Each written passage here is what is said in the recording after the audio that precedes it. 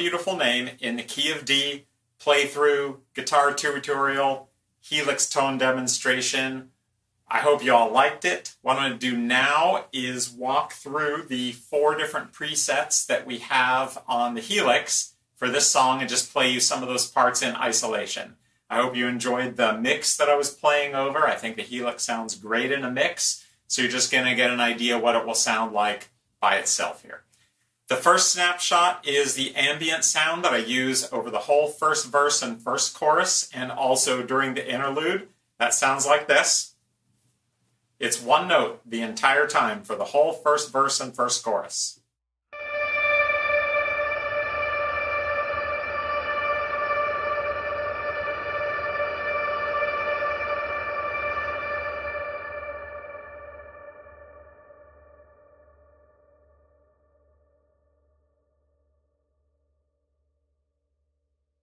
Okay, I don't know how loud you have your speakers turned up. If you have the headphones, you can probably hear that real well, but there's a very long ambient decay on there. It's a huge amount of reverb. It's got the Cosmos delay, which is the Roland RE201 model, which is great for doing ambient stuff. So that's that.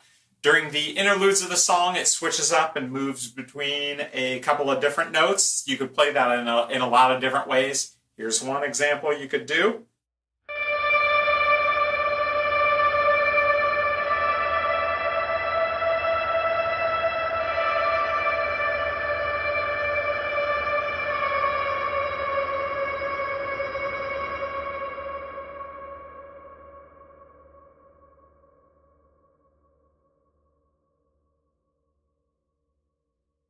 There it is.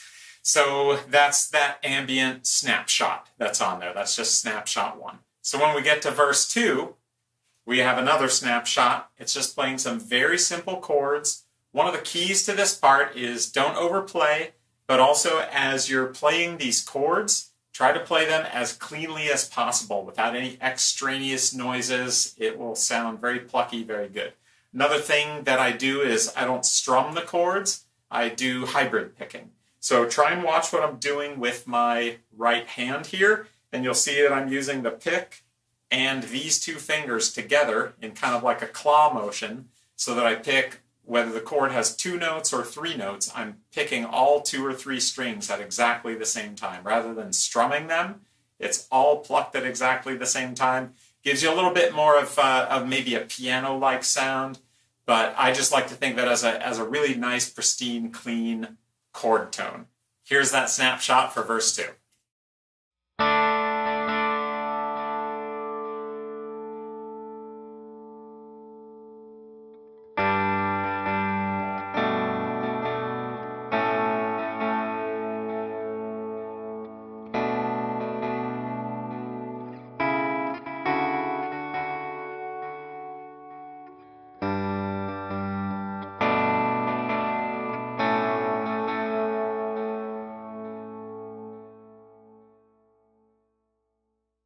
I just rolled it off so you could hear the delay kind of fade out. But when you're playing the song, we would move immediately into the second chorus, and that will be snapshot 3. Now for that chorus, we're going to play a very simple, it's a little bit of an arpeggiated part, but also kind of like a pedal tone kind of part. So during chorus 2, I would play this.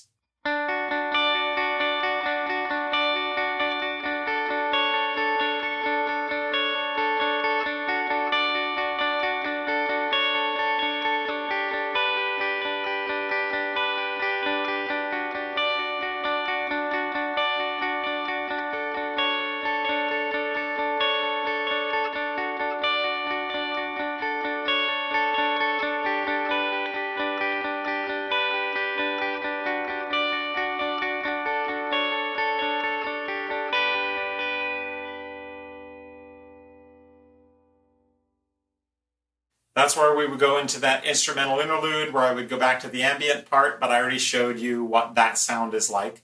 So let's jump forward. So when we go to the bridge, I would play this other sort of pedal tone part, which also uses that same snapshot. And that bridge part that I play goes like this.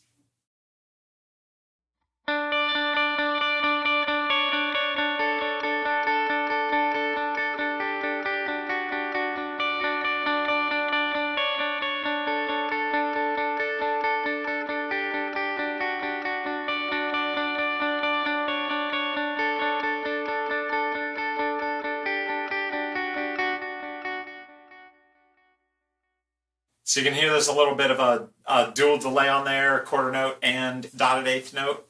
After all that stuff happens, we get to the end of the repeat of all the bridges.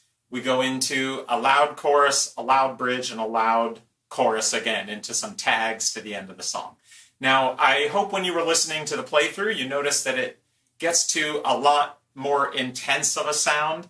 It sounds pretty good in the mix. When I play it for you alone here, this is snapshot 4, it's going to sound really extra gnarly.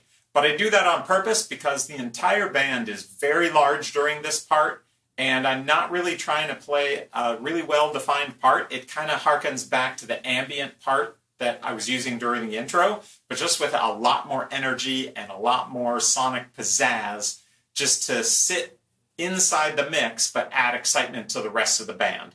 So alone, that part sounds like this.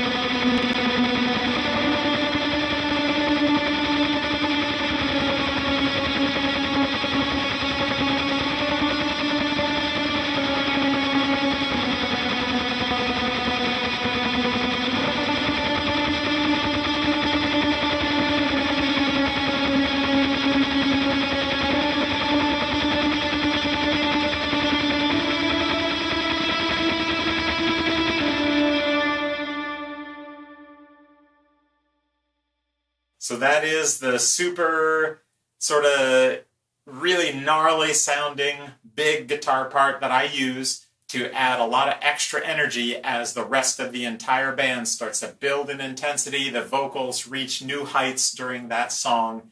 So I just want to be able to use the guitar to support everybody else, draw everybody in, and hopefully just enhance the experience for everyone. So that's it. Those are the 4 snapshots that I use on this preset. And that's all the different guitar parts played without the backing track to show you. I hope y'all have found this video useful. Hit the subscribe button, hit the like button. Go stop by my website, see if there's any presets you want to get. I'm also on the Line 6 Marketplace now, so make sure you get over to the Marketplace and check out all the stuff I have there. And I will see you all in the next video.